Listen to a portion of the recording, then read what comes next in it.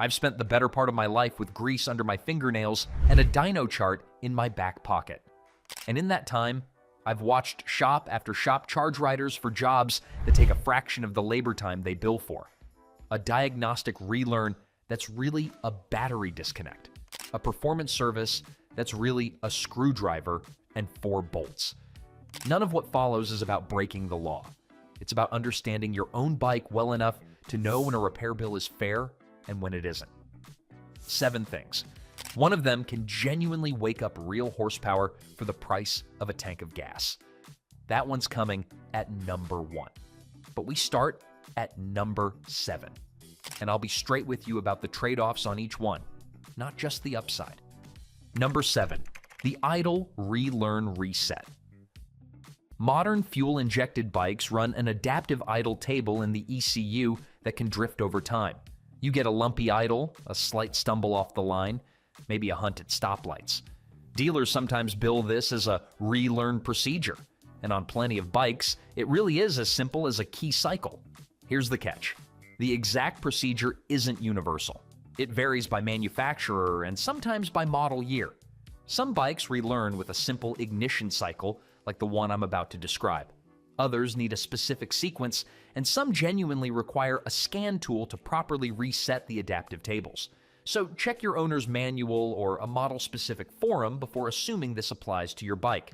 Where it does apply, with the bike fully warmed up and in neutral, turn the ignition off, wait 10 seconds, then turn it back on without starting the engine. Let the fuel pump prime and the dash lights cycle through fully. Turn the ignition off again, then start the bike normally and let it idle undisturbed for 2 full minutes without touching the throttle. If your bike supports this, it costs nothing and takes 5 minutes. If your idle issue doesn't clear up after trying it, that's a sign something else is going on. A vacuum leak, a dirty throttle body, a sensor fault, and it's worth an actual diagnosis rather than repeating the reset. If you're under warranty, note the date and mileage before you do it. Number 6, the Airbox Snorkel. Delete pop the seat, pull the Airbox lid, and on many modern bikes you'll find a molded plastic tube, a snorkel, inside the housing there mainly to quiet intake noise for compliance. Pulling it is a well-documented, genuinely easy mod. 4 screws, a flathead, maybe 10 minutes. The real trade-off nobody mentions enough. Your fuel injection is tuned around the stock intake tract. Change the airflow and you can lean out the mixture. On some bikes, this is negligible. On others, it causes hesitation or surging, and in a worst case, a lean condition can run hotter than the engine was designed for. If you pull the snorkel, pay attention to how the bike runs afterward, and ideally pair the change with a fuel adjustment, even a basic aftermarket tuner, rather than leaving it unaddressed. Gains vary a lot by platform. Some riders see a real repeatable bump in the higher RPM range. Others see almost nothing. It's cheap and reversible. Keep the snorkel in a drawer, but don't expect guaranteed dyno numbers. One more thing. In the US, altering intake components on a street-legal bike falls under EPA anti-tampering rules, regardless of warranty status. More on that at the end. Number 5, the header wrap. Heat shield. A roll of titanium or fiberglass header wrap runs you $25 to $40, and an hour with the bike up on the stand is what it takes. Wrapping the header pipes and the section running under the seat measurably cuts the radiant heat you feel in stop-and-go traffic. That part's real and easy to confirm yourself with a hand near the pipe before and after. What I won't do is hand you exact temperature or torque numbers because those depend heavily on your specific exhaust, wrap material, and riding conditions, and I don't want to hand you a stat that doesn't hold up under your bike. What I will tell you is the trade-off shops don't lead with wrap traps, heat inside the pipe, instead of letting it radiate away. Over time, that can accelerate discoloration, rust, and on some systems, especially stainless not designed for it, even cracking. So think of this primarily as a comfort mod. Any performance benefit from cooler intake air is a secondary, minor bonus, not the main event. Clean the pipes with brake cleaner first, overlap each wrap by about 1/3, secure the ends with stainless zip ties, and steer clear of any oxygen sensor bungs. Number 4, the homemade Stage 1 kit. This is the classic weekend build, and it holds up as one of the better dollar for horsepower moves out there. 3 parts working together: a slip-on exhaust, a high-flow air filter, and a basic fuel or ignition tuner to match the new airflow. Budget riders can put this together for roughly $600 to $900 in parts if they shop around. Compare that to a dealership Stage 1 package that can run $2,000 or more. And a good chunk of that gap is labor markup and bundled accessories. A well-matched Stage 1 setup commonly shows a solid horsepower and mid-range torque gain on the dyno, but the exact number depends heavily on your specific bike, the quality of the parts, and how well the tune is dialed in. Treat any 8 to 15 horsepower style claim as a rough range, not a guarantee. The slip-on cuts back pressure, the filter improves airflow, and the tuner richens the fuel curve to use that extra air properly. Same legal note as the Snorkel Delete. Exhaust and intake modifications on a street-legal bike can run into EPA anti-tampering rules in the US independent of your warranty situation. Keep every receipt, box up the stock parts, and know your local regulations.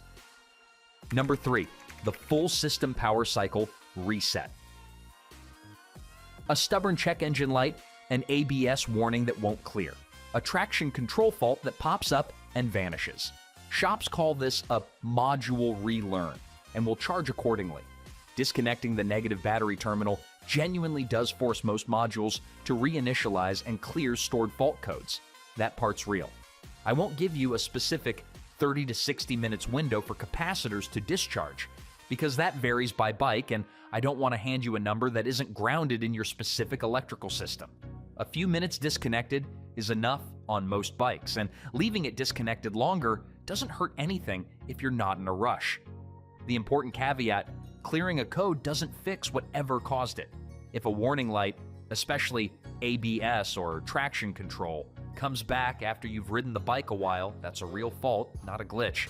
And it's worth getting properly diagnosed rather than resetting it again and riding on. Those are safety systems.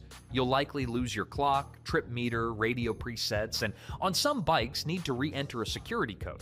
Know that code before you disconnect. Dealers can sometimes see a recent battery disconnect logged, so note the date and mileage if warranty coverage matters to you. Number 2, the Big 3 ground upgrade.